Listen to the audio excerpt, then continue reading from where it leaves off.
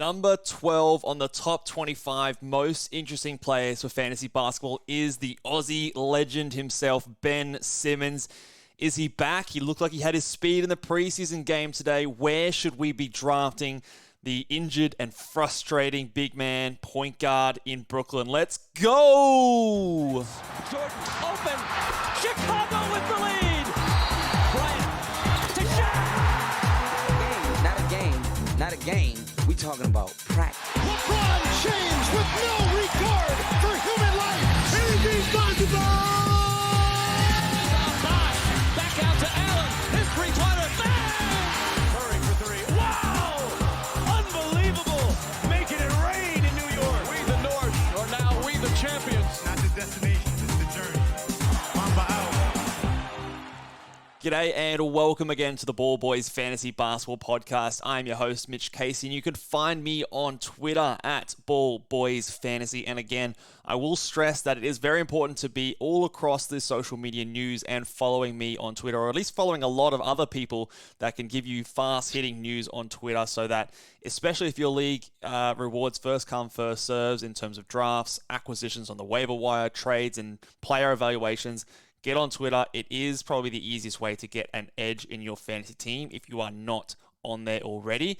And while you're on there, you might as well follow me at Ball Boys Fantasy. But today we're continuing our top 25 most interesting fantasy basketball players, and we are getting very close to the top 10. And at number 12, and I probably even could have had him higher, but I've got Ben Simmons here at number 12. Now, this guy here is often maligned as a weak person in terms of his mental strength and his ability to push through injuries.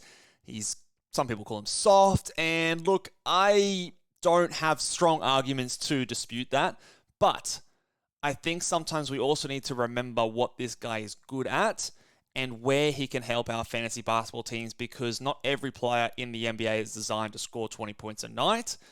But a player like Ben Simmons can still be useful if he's healthy for our fantasy basketball teams.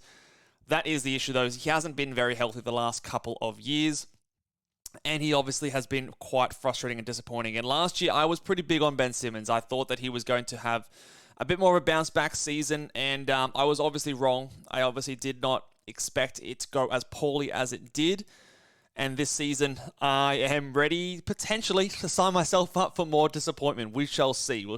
So let's talk about Ben Simmons and what he's doing in fantasy basketball and where he's going in drafts. Now, he is 27 years of age, so he is still in what you would call the prime of his career. I definitely wouldn't call him a young player anymore, but he is by no means a 32, 33-year-old veteran in the NBA. He is still only 27.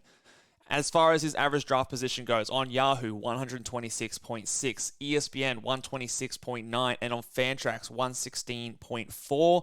This man is essentially free in fantasy basketball drafts. However, with his most recent performance in the preseason, I do expect that to maybe start to increase. Now, I talked about yesterday in my preview that perceptions on Ben Simmons might start to change, because based on what we saw in his first preseason game, which was yesterday, he looked pretty good. He looked pretty well physically. He was getting up and down the court quite quickly.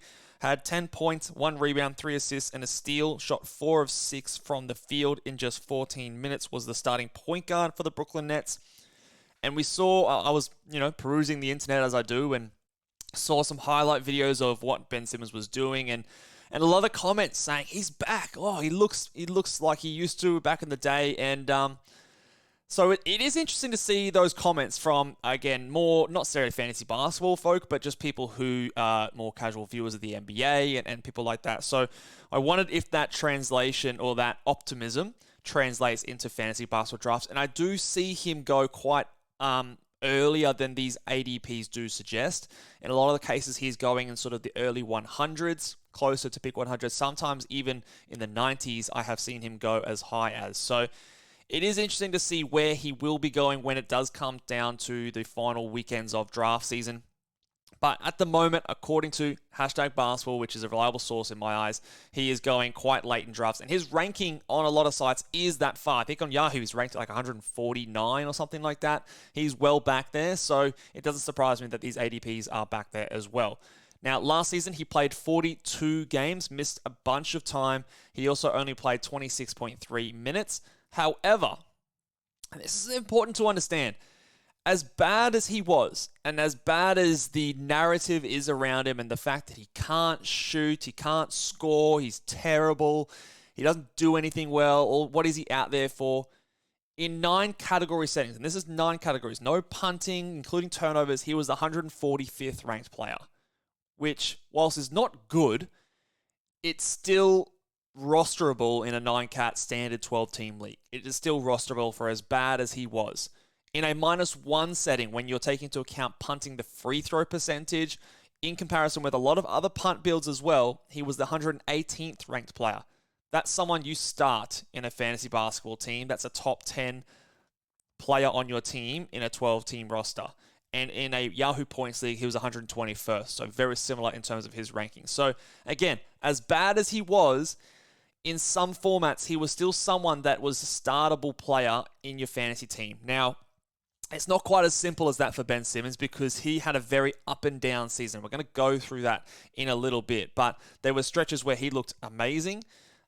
Small stretches, but there were stretches. And then there were stretches where he was downright putrid. So it is very much dependent on what kind of Ben Simmons we are getting this season. But I do just want to highlight that we have this memory, and sometimes memory, again, is always tough to rely on. But if you go back and look at the averages and the stats and what he actually did, it may not be as bad as what we remember it being because, I mean, and maybe I was writing it more because I was higher on him and I was very disappointed with what I saw. But with all that said, being a top 120 player in a -1 ranking is still not the end of the world for a player who does the things and unique things that he does, even when he had injuries, role concerns, and all sorts of things. And remember, last season, he was playing on a team at the start of the year for most of the season with Kyrie Irving and Kevin Durant. The team looks a lot different to when he was putting up the majority of his minutes last season. So there is a lot of optimism in my eyes, at least, that things can be different for him this season as it functions in regards to him playing on this team on the court. So let's look at a few stats from him. He started 33 games. So we talk about him playing 42 games for the entire season. He started 33 of them and came off the bench for 9 of them. So he basically was a starter for the majority of the season, but when he had several injuries, so he had things such as back injuries, knee injuries, ankle injuries all throughout the season. And there was a few times where he would go down with an injury after starting for a few games, come back for 4 or 5 games and come off the bench, ramp his minutes back up. He'd go back to starting, play several games as a starter, and then get injured again, come back, and then come back off the bench, load his minutes. And then at the end of the year, they just kind of started playing him as a backup center, backup power forward, and that was there for the last sort of 4 games of the season, and then it really tailed off and he didn't play for basically the last 2 months of the year. So in saying the fact that when he started, he played 28 minutes a night and he put up 7 rebounds, 7 points, 6.4 rebounds, 6.8 assists, 1.5 steals, 0.6 blocks, 56.6% from the field, and 43.9% from the free throw line. And he did that on...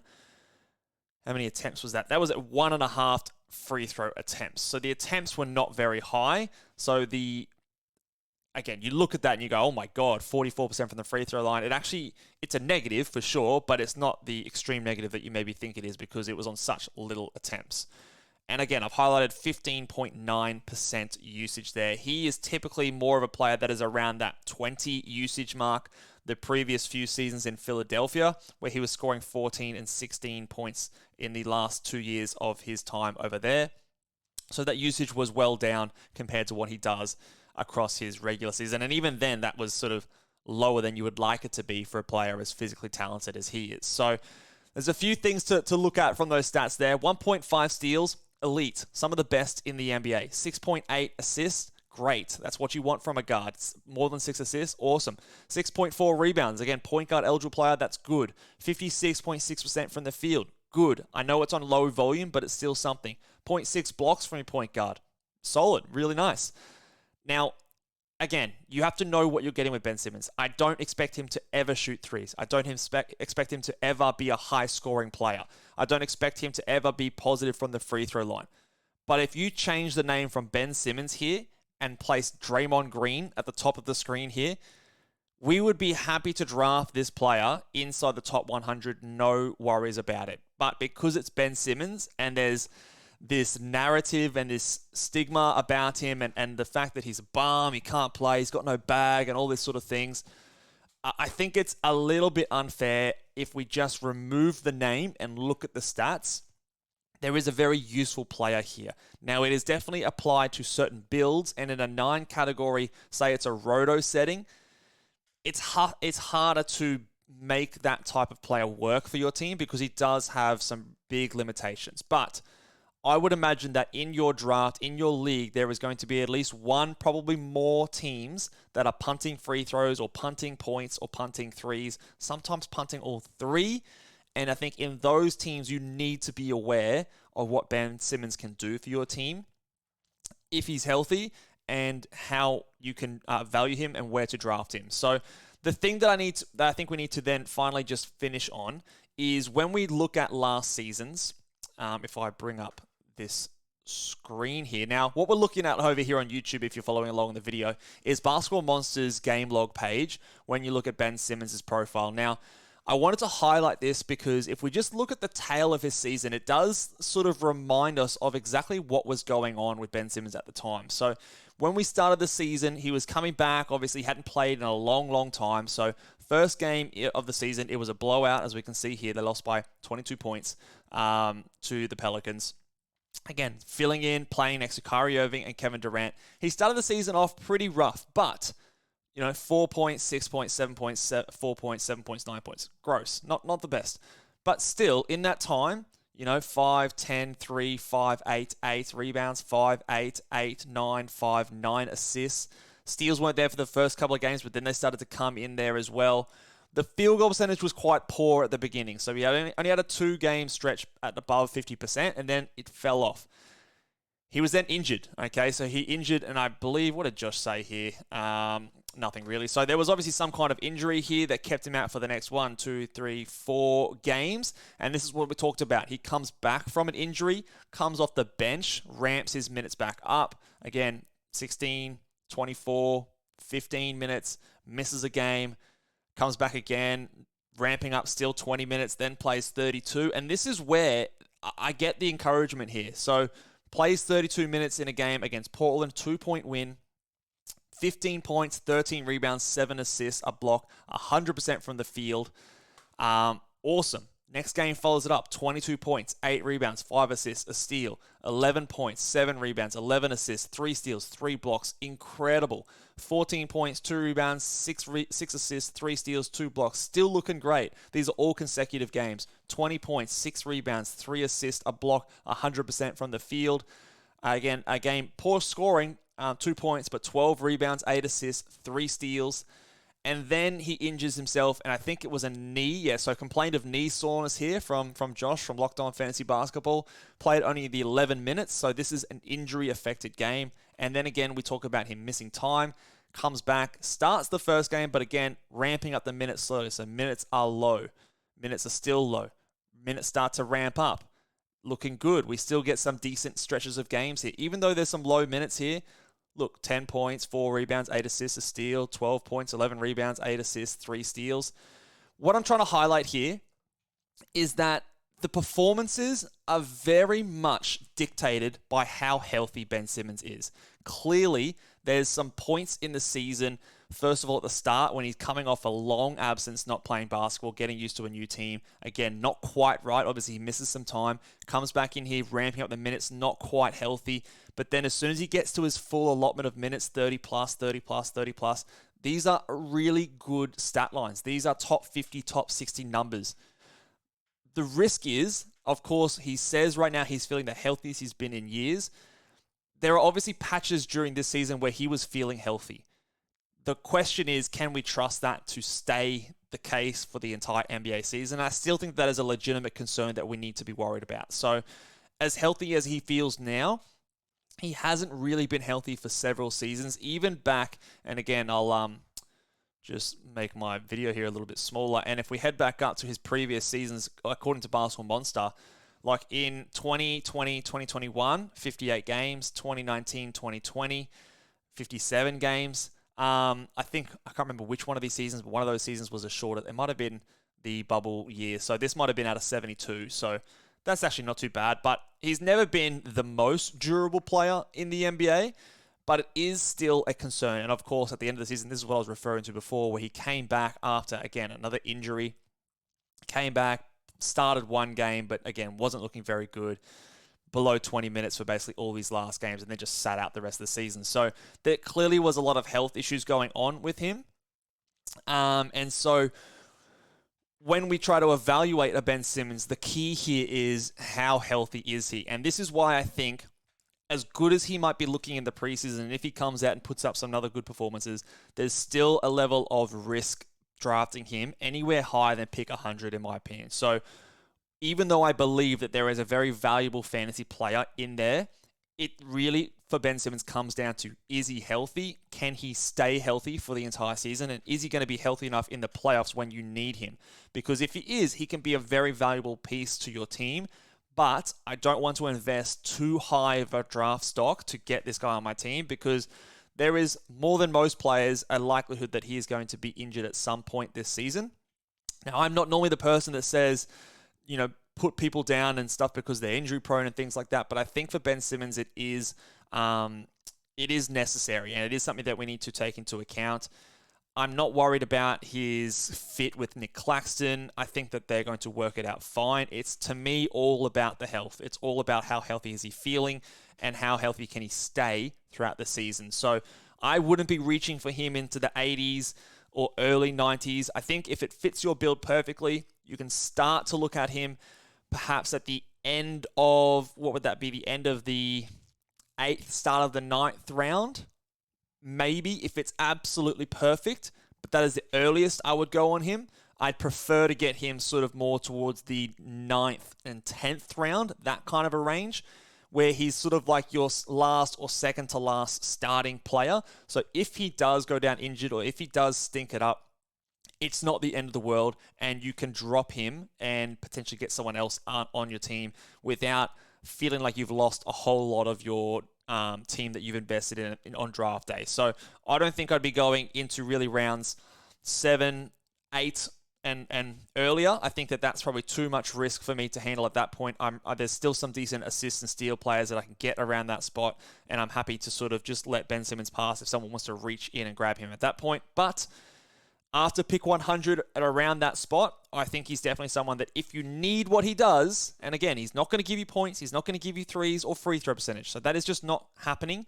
But if you need his rebounds, assists, steals, blocks, and field goal percentage, then he is definitely someone that you need to consider, and not just, think of him as this bum player that can't play, that doesn't give you fantasy stats, because he does. He just doesn't do it in, what we consider the popcorn numbers, which is that points and threes. So I think that Ben Simmons is definitely someone to consider. A very interesting fantasy player.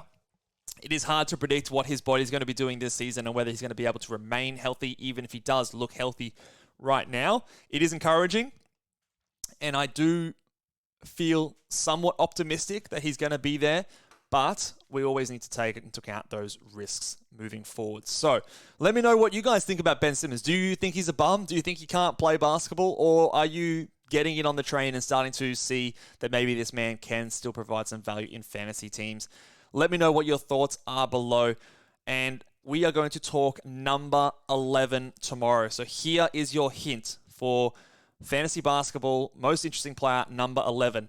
This player, over the offseason, if you've been following anything in the offseason, has garnered some of the biggest hype out of any player across many fantasy basketball analysts, myself included. He is someone that has the potential to be a top 50, top 60 player this season. He also has the potential to be someone that after a couple of weeks we are dropping out of our fantasy side. Let me know who you think it is down below. Make sure if you are very interested and you've got fantasy basketball drafts coming up, give this video a big thumbs up. Make sure you guys are subscribed. Let's get to 10,000 subscribers, and I will see you guys tomorrow on the next video. Bye.